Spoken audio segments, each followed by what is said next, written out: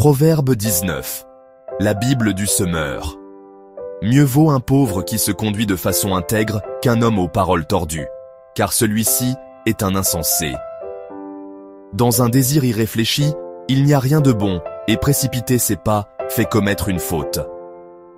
La sottise d'un homme cause son naufrage, alors il s'en prend à l'Éternel. Si vous êtes riche, vos amis se multiplient, mais le pauvre est abandonné par son compagnon.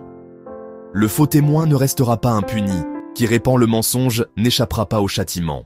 Beaucoup briguent la faveur d'un homme important, et tous sont amis de qui fait des cadeaux. Le pauvre est détesté par tous ses frères, à plus forte raison ses compagnons s'écartent-ils de lui. En vain, il les poursuit de ses paroles. Ils ne sont déjà plus là. Acquérir du bon sens, c'est s'aimer soi-même. Cultiver le discernement fera trouver le bonheur. Le faux témoin ne restera pas impuni. Qui profère le mensonge périra. Il ne convient pas qu'un insensé mène une vie de plaisir, et moins encore qu'un esclave commande au prince. La raison de l'homme lui fait retenir sa colère, et sa gloire, c'est de passer par-dessus l'offense. La colère du roi est pareille au rugissement d'un jeune lion, mais sa faveur est comme la rosée sur l'herbe. Un fils insensé fait le malheur de son père, et les récriminations d'une femme sont comme une gouttière qui ne cesse de couler. Un homme peut hériter maison et richesse de ses pères, mais seul l'Éternel peut lui donner une femme intelligente.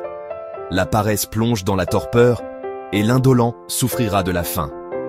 Suivre les préceptes, c'est veiller sur sa propre vie. Ne pas veiller sur sa conduite conduit à la mort. Qui a pitié du pauvre, prête à l'Éternel qui le lui revaudra. Corrige ton fils tant qu'il y a encore de l'espoir, mais ne va pas jusqu'à désirer sa mort. L'homme qui se met dans une grande colère paiera une amende. Si tu l'en exemptes, tu l'incites à recommencer.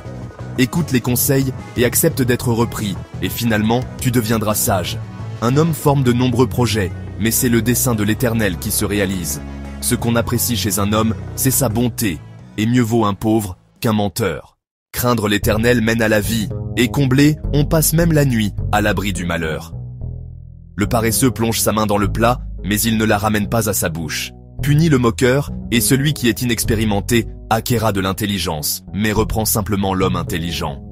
Il comprendra la leçon.